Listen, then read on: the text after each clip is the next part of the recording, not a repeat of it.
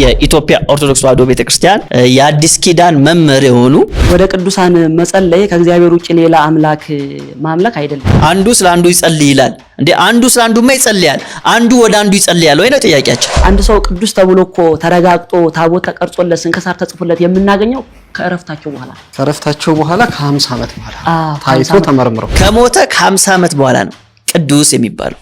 እሱንም ተመርምሮ በአሳያም ደረጃ ቅዱስ ብላ የምጠራው አንድ ሰው ብቻ ነው፣ ፓትርያርኩን ብቻ ነው። ይሄ ሐሳብ እንግዲህ ሃይማኖታዊ አስተምሮ ነው እንጂ መጽሐፍ ቅዱሳዊ አስተምሮ አይደለም።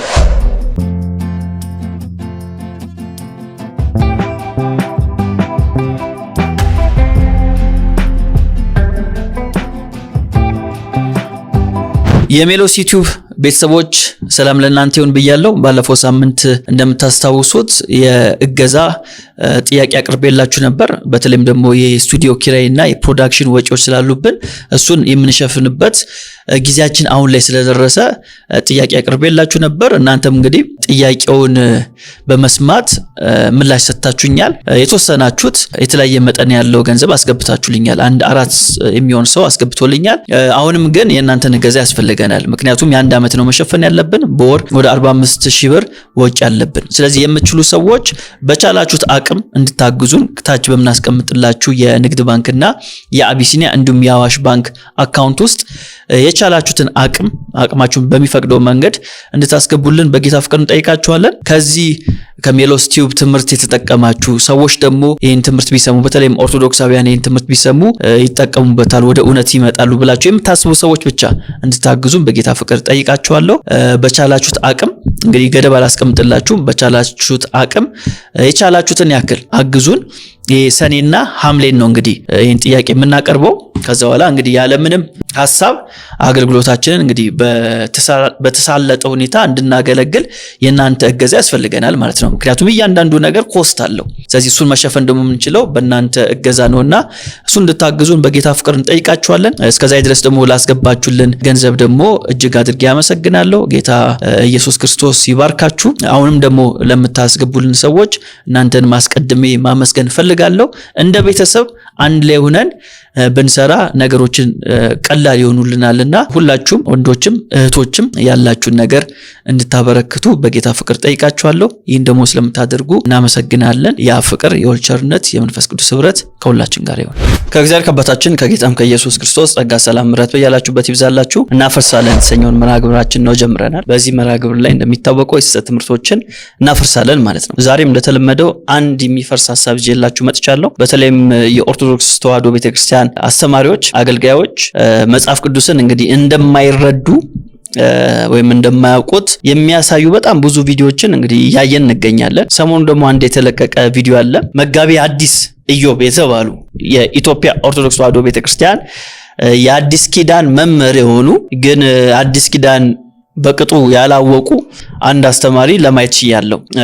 አንድ ጥያቄ ተጠየቁ። በተለይም ወደ ቅዱሳኑ መጸለይ ይቻላል ወይስ አይቻልም የሚል ጥያቄ ተጠይቋል። ወይም ወደ ቅዱሳኑ መጸለይ እነሱን ማምለክ ነው ወይ የሚል ጥያቄ ቀረበላቸው ማለት ነውና ስለዚህ ለቀረበላቸው ጥያቄ የመለሱትን ምላሽ እስቲ ሰምተናቸው እንመለስ። ወደ ቅዱሳን መጸለይ ከእግዚአብሔር ውጪ ሌላ አምላክ ማምለክ አይደለም።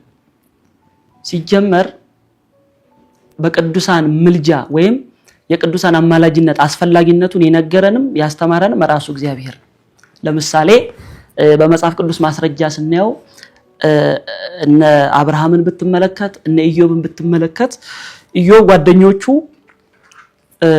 በተቸገረ ሰዓት ርቀውት ነበረ። ሲድን ደግሞ መልሰው ወደሱ መጥተው ነበር፣ እነ ኤልፋዝ ማለት ነው። እግዚአብሔር ምንድን ያለው? ኢዮብ ካልጸለየላችሁ ምን አለላችሁ ያለው? ይቀራላችሁ አልመራችሁ ማለት። ይሄ ማለት ቅዱሳን ይጸልዩላችሁ የሚል ትእዛዝ ያስቀመጠው ራሱ ነው ማለት ነው። አንድ ሁለተኛ የጌራራው ንጉስ አቤሜሌክ ጋር እርሱ ስላንተ በስምህ ካልጸለየልህ ምን አለልህም ነው ያለው? ይቅር አለልህም። ስለዚህ ይሄ ምን ያሳያል ካልከኝ እግዚአብሔር አምላክ ቅዱሳኑ ስለኛ እንዲጸልዩ ያዘዘው ራሱ ነው ማለት ነው። ራሱ ነው። እንደገና የሐዋርያት መልእክት ላይ ተመልክተው ከሆነ እነ ቅዱስ ጴጥሮስ ስለኛ ጸልዩልን፣ ስለኔ ጸልዩልን እያለ ይናገራል። ይሄ ሁሉ የሚያሳየው ምንድነው?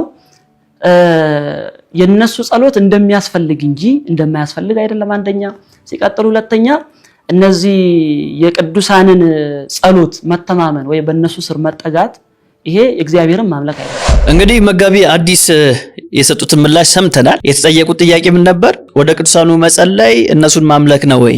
ስለዚህ ጥያቄው ተኮረው ወደ ቅዱሳኑ መጸለይ ይቻላል ወይ ነው በሌላ አገላለጽ። እሳቸው ግን የመለሱት ምን በሚል ነው? አብርሃምን ብንመለከታሉ፣ ኢዮብን ብንመለከታሉ፣ ኢዮብ ስለ ጓደኞቹ ምን አድርጓል? ጸልየዋል። ወደ አዲስ ኪዳን ደግሞ ስንመጣ በሐዋርያት ሥራ ላይ እነ ጳውሎስ እነ ጴጥሮስ ስለኛ ጸልዩ ብለዋል፣ ጸሎት እንደሚያስፈልግ ጠቁሟል አሉ። ጥያቄው የነበረው ወደ ቅዱሳኑ ይጸልያል ወይ ነው እንጂ አንዳችን ለአንዳችን እንጸልያለን ወይ አይደለም። ለምሳሌ ጴጥሮስም ሐዋርያው ጳውሎስም ስለኛ ጸልዩ ሲሉ ወደኛ ጸልዩ ያሉ ነው ወይ አይደለም።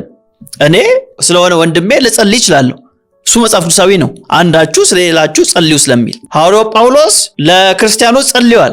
ክርስቲያኖችም ስለ ሐዋርያው ጳውሎስ ጸልየዋል። ኢዮብ ስለ ጓደኞቹ ጸልየዋል። ይሄ እኮ ያለ ጉዳይ ነው። ማንም ይሄን ሐሳብ የሚቃወም የለም። የኛ ጥያቄ ወደ ራሱ ወደ ሐዋርያው ጳውሎስ ይጸልያል ወይ የሚል ነው። ጥያቄውም የቀረበው እንደዛ ነበር። እሳቸው ግን ምን ያደረጉት? አንዱ ስለ አንዱ ይጸልይ ይላል። እንዴ አንዱ ስለ አንዱማ ይጸልያል፣ አንዱ ወደ አንዱ ይጸልያል ወይ ነው ጥያቄያችን። ይህንን መረዳት አለባችሁ። አንዱ ስለሌላው ይጸልያል እንጂ አንዱ ወደ አንዱ አይጸልይም። እኔ ስለ ወንድሜ ልጸልይ እችላለሁ እንጂ እኔ ወደ ወንድሜ አልጸልይም፣ እሱም ወደ እኔ አይጸልይም። በምድር ላይም እንደዚህ አልተደረገም፣ በሰማይም እንደዚህ አይደረግም። ከኦሪት ዘፍጥረት እስከ ዮሐንስ ራእይ ድረስ ብናይ ወደ ቅዱሳኑ የጸለየ አንድም ሰው የለም። ስለዚህ ይሄ አስተምሮ ወደ ቅዱሳኑ መጸለይ የሚባለው አስተምሮ ይህ መጽሐፍ ቅዱሳዊ ነው። ሐዋርያቶቹ ያላስተማሩት መጽሐፍ ቅዱስ የማያውቀው እንግዳ ትምህርት ነው። መጽሐፍ ቅዱሳችን በዚህ ጉዳይ ላይ በጣም ግልጽ የሆነ መመሪያን ይሰጣል። ጸሎት ወደ ማን እንደሚቀርብ ለምሳሌ መዝሙረ ዳዊት ምዕራፍ 65 ከቁጥር 1 ጀምሮ እንደዚህ ይላል። አቤቱ በጽዮን ላንተ ምስጋና ይገባል፣ ላንተም ጸሎት ይቀርባል። ስጋ ሁሉ ጸሎትን ወደምትሰማ ወደ አንተ ይመጣል። ስለዚህ ላንተ ጸሎት ይቀርባል ነው የተባለው። ለናንተ አልተባለም፣ ላንቺ አልተባለም። ላንተ ጸሎት ይቀርባል። ስለዚህ ጸሎት የሚቀርበው ለማን ነው? ለእግዚአብሔር ብቻ ነው። ከእግዚአብሔር ውጪ ለፍጡራን፣ ለማርያም፣ ለመላእክት፣ ለቅዱሳን፣ ለሰማዕታት ጸሎት አይቀርብም። ጸሎት አይቀርብም። ስለዚህ መጋቢ ሐዲስ ቢባሉ ግን የመጽሐፍ ቅዱስን ሐሳብ አልተረዱም ማለት ነው።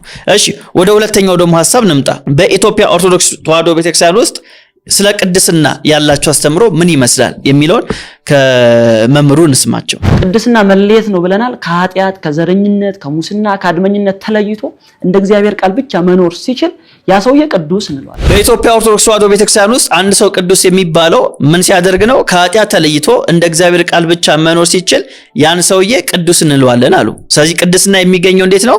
አንድ ሰው ሙሉ ለሙሉ ከኃጢአት ተለይቶ እንደ እግዚአብሔር ቃል ሲኖር ብቻ ነው ቅዱስ የሚባለው አሉ።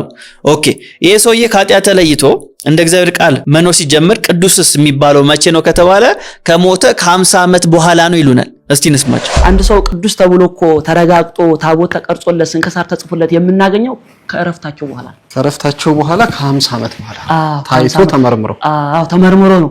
ስለዚህ እስከዛ ድረስ ያ ሰውዬ በምን ውስጥ ነው ያለው ማለት ነው? ለምሳሌ የቅድስና ደረጃ በሶስት አይነት ፍጹም፣ ማዕከላዊነት፣ ወጣኒነት፣ ማዕከላዊነት፣ ፍጹምነት እንላለን አይደለም? በየትኛው ደረጃ ላይ እንዳለ አናውቅም። ውድቀት፣ ድቀት ሊያገኘው ይችላል። እንደገና ደግሞ ከዛም ነፃ ሊሆን ይችላል። ይሄ የሚታወቀው በመጨረሻው ምኑ ላይ ነው ማለት ነው? በእረፍቱ ጊዜ ነው። ከዛ ያ ተመርምሮ እንዳልከው ከ50 ዓመት በኋላ ምን ይሰራለታል ማለት ነው? ስንክሳር ተጽፎ ጽላት ተቀርጾለት ቅዱስ የሚለው ስም በአዋጅ ይታወጅለታል። በጣም ነው የሚያሳዝነው። አንድ ሰው ከሞተ ከ50 ዓመት በኋላ ተመርምሮ የሰውየው ሕይወት ተመርምሮ ቅዱስ ይባልና ስንክሳር ይጻፍለታል፣ ወይም ስንክሳር ላይ ስሙ ይገባል፣ ገድል ይጻፍለታል፣ ታቦት ይቀረጽለታል፣ በአዋጅ ይነገርለታል። ከሞተ ከ50 ዓመት በኋላ ነው ቅዱስ የሚባለው። እሱንም ተመርምሮ ከዛ በኋላ ምንድነው የሚደረግለት? በስሙ ታቦት ይቀረጽለታል፣ ገድል ይጻፍለታል፣ ስንክሳር ላይ ስሙ ይገባለታል፣ በዚህ ዕለት ተወለደ፣ በዚህ ዕለት ሞተ ይባልለታል እና በአዋጅ ይነገርለታል አሉ ማለት ነው። ከሞተ ተመልከቱ ከ50 ዓመት በኋላ ነው ቅዱስ የሚባለው። ስለዚህ አሁን በኢትዮጵያ ኦርቶዶክስ ተዋሕዶ ቤተክርስቲያን ውስጥ አሁን በሕይወት ያለ ቅዱስ አላቸው ወይ ከተባለ አንድ ሰው ብቻ ነው ያላቸው። እሱ ማን ነው ከተባለ እስቲ እንስማቸው። በአሳያይም ደረጃ ቅዱስ ብላ የምጠራው አንድ ሰው ብቻ ነው። ምናልባት ሐሳቤ የተምታታ እንዳይሆን አንድ ሰው ማለት አሁን ለምሳሌ ብፁዕ ወቅዱስ አቡነ ማትያስ ነው የምንለው አይደለም? ቅዱስ ብላ የምጠራው ፓትርያርኩን ብቻ ነው። ሌሎች ብፁዓን አበው ሊቃነ ጳጳሳትን ሊቃነ ጳጳሳት እያለች ብፁዓን አበው ሊቃነ ጳጳሳት ትላለች እንጂ ቅዱስ ብላ አትልም። ቅዱስ የምትለው በስያሜ ደረጃ አንድ ለፓትርያርኩ ነው። ይሄ አባቶች ውሳኔ ነው። ከዛ በዘለለ ግን ይሄ ማለት ግን ቅዱሳን የሉም ማለት አይደለም። በህይወት እያሉ በህይወት እያሉ ቅዱሳን የሉም ማለት አንችልም ወይስ እንችላለን? አሉ፣ ቅዱሳንም አሉ። ግን በአሰያየም ደረጃ ስንጠራ ቅዱስ ብለን የምንጠራው ፓትርያርኩን ብቻ ነው። ስለዚህ በኢትዮጵያ ኦርቶዶክስ ተዋሕዶ ቤተክርስቲያን ትምህርት መሰረት አሁን በምድር ላይ በህይወት ያለ ቅዱስ ስንት ነው ያላቸው? አንድ ነው። እሱም ፓትርያርኩ ብቻ ናቸው። ቅዱሳን ሊኖሩ ይችላሉ፣ ግን ቅዱሳን እንላቸው ማለት። ስለዚህ ቅዱስ ብላ የኢትዮጵያ ኦርቶዶክስ ተዋሕዶ ቤተክርስቲያን አሁን ምድር ላይ ባሉት የምትጠራው ፓትርያርኩን ብቻ ነው። እሳቸውን ብቻ ቅዱስ ብላ ትጠራለች አሉ። ይሄ ሐሳብ እንግዲህ ሃይማኖታዊ አስተምሮ ነው እንጂ መጽሐፍ ቅዱሳዊ አስተምሮ አይደለም።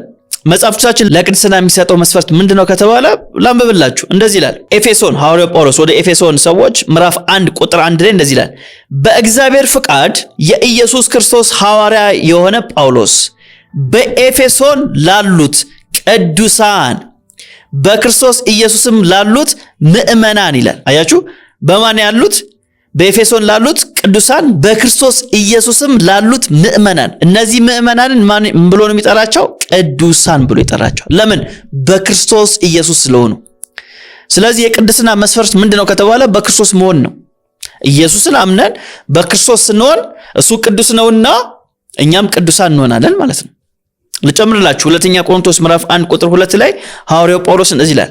በቆሮንቶስ ላለች ለእግዚአብሔር ቤተክርስቲያን በኢየሱስ ክርስቶስ ለተቀደሱት፣ በክርስቶስ ኢየሱስ ለተቀደሱት የእነርሱና የኛ ጌታ የሆነውን ጌታችን ኢየሱስ ክርስቶስን ስም በየስፍራው ከሚጠሩት ሁሉ ጋር ቅዱሳን ለመሆን ለተጠሩት። አያችሁ አይደል? ስለዚህ በምድር ላይ ቅዱሳን አሉ ወይ? አሉ። ቅዱሳን ተብሎ ይጠራሉ ወይ? አዎ ይጠራሉ። የሐዋርያው ጳውሎስ ቅዱሳን እያለ ነው የሚጠራቸው፣ በክርስቶስ ኢየሱስ ለተቀደሱት። ስለዚህ የምንቀደሰው በእኛ ስራችን አይደለም። ቅድም መምህሩ እንዳሉት የምንቀደሰው በክርስቶስ ኢየሱስ ደም ነው የምንቀደሰው። እሱ ነው የሚቀድሰን እንጂ የኛ ስራ እኛን ሊቀድሰን አይችልም። ቀድሶንም አያውቅም፣ ወደፊትም አይቀድስም። የእነርሱና የኛ ጌታ የሆነውን የጌታችን የኢየሱስ ክርስቶስን ስም በየስፍራው ሁሉ ከሚጠሩት ጋራ ቅዱሳን ለመሆን ለተጠሩት ይላል። ስለዚህ በቅዱስ አጠራ ስለጠራን ይህን ጥሪ የተቀበለ ሁሉ ደግሞ ምንድነው? ቅዱስ ነው። ስለዚህ ቅዱሳን እንባባላለን ማለት ነው። እንባባላለን። ይሄ መጽሐፍ ቅዱሳዊ ትምህርት ነው። ግን ይሄን ያገኘነውን ቅድስናችን ደግሞ በኑሮ መግለጥ አለብን ወይ? አዎ መግለጥ አለብን። አንደኛ ጴጥሮስ መልእክት ምዕራፍ 1 ቁጥር 15 ላይ እንደዚህ ይላል። ዳሩ ግን እኔ ቅዱስ ነኝና ቅዱሳን ሁኑ ተብሎ ስለተጻፈ የጠራችሁ ቅዱስ እንደሆነ እናንተ ደግሞ በኑሯችሁ ሁሉ ቅዱሳን ሁኑ ይላል። በመናችሁ በኑሯችሁ ቅዱሳን ሁኑ። ስለዚህ ቅዱስ የሆነ ሰው ነው በኑሮ ምን መሆን የሚችለው? ቅዱሳን መሆን የሚችለው። ስለዚህ ቅዱስ ሳትሆን ሳትቀደስ የኑሮ ቅድስና ልታመጣ አትችልም። ስለዚህ ቅዱስ የሆነ ሰው ብቻ ምን ሊያደርግ ይችላል? በኑሮ ቅድስናውን ምን ያደርጋል? ይገልጣል ማለት ነው።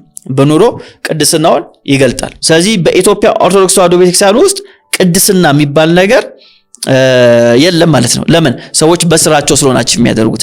እሱንም ከ50 ዓመት በኋላ ከሞቱ በኋላ ነው የሚረጋገጥላቸው። ስለዚህ እኔ ወደ ኢትዮጵያ ኦርቶዶክስ ተዋሕዶ ቤተክርስቲያን ብመጣ ቅድስና አላገኝም ማለት ነው በሌላ አገላለጥ።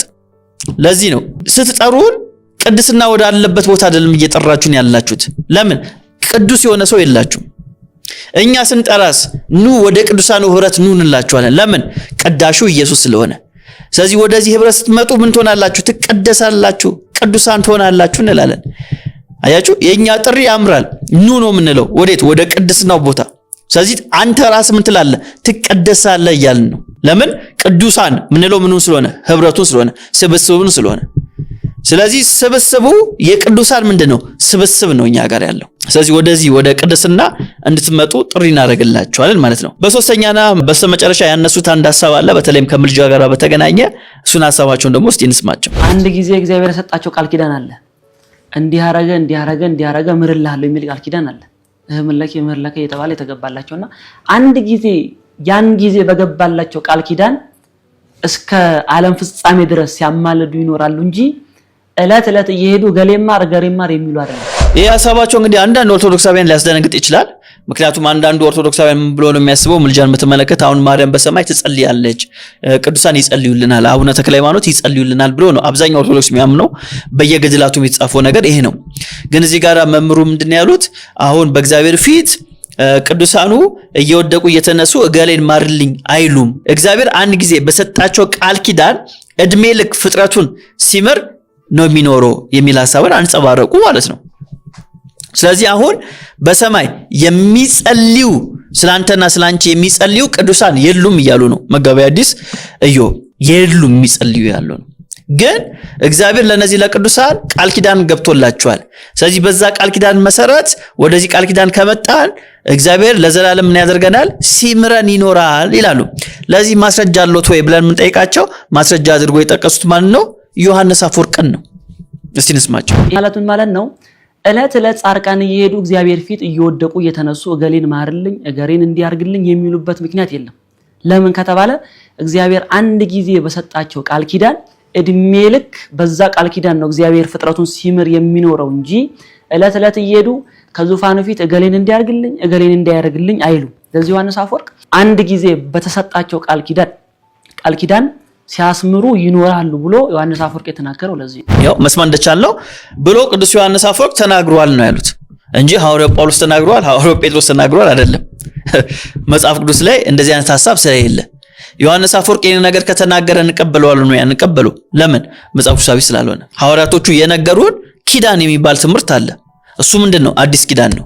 ይህ አዲስ ኪዳን የተገኘው በማን ነው? በጌታችን በኢየሱስ ክርስቶስ ሞት ነው የተገኘው። በእርሱ ሞት የተገኘ ኪዳን ስለሆነ ማለት ነው። የሉቃስ ወንጌል ምዕራፍ 22 ቁጥር 20 ላይ እንደዚህ ይላል፣ እንዲሁም ከራት በኋላ ጽዋውን አንስቶ እንዲህ አለ፣ ይህ ጽዋ ስለናንተ በሚፈሰው በደሜ የሚሆን አዲስ ኪዳን ነው። አለቀ። ስለዚህ የሰው ልጅ የኃጢአት ስርየት የሚያገኘው በዚህ በአዲሱ ኪዳን ደም ብቻ ነው፣ በኢየሱስ ክርስቶስ ሞት ብቻ ነው። ከዛ ውጪ ወይም ከዚህ ከኢየሱስ ክርስቶስ ሞት በኋላ እግዚአብሔር ወይም ኢየሱስ ክርስቶስ ወደ ማርያም መጥቶ ከማርያም ጋር ኪዳን አልገባም። ወደ ተክለ ሃይማኖት መጥቶ ከተክለ ሃይማኖት ጋር ኪዳን አልገባም። ስለዚህ ኪዳን ካልገባ ደግሞ ከነዚህ አካላት ጋር ይህን ኪዳን እያሰብን እግዚአብሔር ወይ ማረን ስለዚህ ኪዳን ብለን ልንጸልይ አንችልም ማለት ነው። ስለዚህ እግዚአብሔር አሁን ይቅርታ የሚያደርግልን ምሕረት የሚያደርግልን ከምን የተነሳ ነው ከተባለ ቀራንዮ ላይ ከተሰራው ስራ የተነሳ ነው። ለዛ ነው 2018 ዓመተ ምሕረት ምንለው። ይሄ ዓመተ ምሕረት የተገኘው በማርያም ነው እንዴ? በጊዮርጊስ ነው እንዴ? በተክለ ሃይማኖት ነው እንዴ? አይደለም። ይህ ዓመተ ምሕረት የተገኘው በኢየሱስ ክርስቶስ የመስዋዕት አገልግሎት ነው። ቀራንዮ ላይ በሰራው ስራ ነው። ስለዚህ ዓመተ ምሕረት እያልኩኝ እየቆጠርኩ እንዴት ነው በማርያም እግዚአብሔር ምሕረት ገብቷልና ያን ምሕረት አገኛለሁ ምለው? ፈጽሞ የማያስኬድ ሐሳብ ነው። ስለዚህ እግዚአብሔር ከቅዱሳኑ ጋር ቃል ኪዳን ገብቶ እስከ ዓለም ፍጻሜ ድረስ ይምራል የሚል ኪዳንን እግዚአብሔር አልገባም። ይሄ ባዕድ የሆነ ኪዳን ነው። ከእግዚአብሔር መንፈስ ያልሆነ ኪዳን ነው። ከጥልቁ ዓለም የተቀዳ ትምህርት መሆኑን በደንብ አስረግጠን መናገር እንፈልጋለን ማለት ነው። ስለዚህ እውነተኛ ኦርቶዶክሳውያን እውነት የምትፈልጉ ሰዎች ካላችሁ አሁን ያያችሁት ቪዲዮ በቂ ነው ብዬ አስባለሁ። አንደኛ መምህሩ መጋቤ ሐዲስ ናቸው፣ ግን መጽሐፍ ቅዱስን ባውዱ አይተረጉሙም። ለተጠየቁ ጥያቄ ደግሞ ቀጥተኛ ምላሽ አይሰጡም። ያልተጠየቁትን ጥያቄ ይመልሳሉ። ማስረጃ አድርጎ የጠቀሱት ደግሞ ማለት ነው መጽሐፍ ቅዱስን አይደለም አባቶች ይላሉ። ስለዚህ ይሄ የሚያሳየው ምንድነው? የኢትዮጵያ ኦርቶዶክስ ተዋሕዶ ቤተክርስቲያን ትምህርቷ መጽሐፍ ቅዱሳዊ አይደለም፣ ሐዋርያዊ የሆነ አስተምሮ የላትም። ስለዚህ ወደ እውነተኛው ሐዋርያት ወደ አስተማሩት ወደ ኢየሱስ ክርስቶስ ትመጡና ለነፍሳችሁ ዕረፍት የዘላለም ሕይወት ታገኙ ዘንድ እንደወትሮ ዛሬም ጥሪያችንን እናቀርባለን። ምናልባት ጥያቄ ያላችሁ ሰዎች ካላችሁ ታች በምናስቀምጠው አድራሻ ደውሉልን፣ ልናወራ ልንወያይ እንችላለን ማለት ነው። የእግዚአብሔር አብ ጸጋ፣ የወልድ ቸርነት፣ የመንፈስ ቅዱስ ኅብረት ከሁላችን ጋር ይሁን።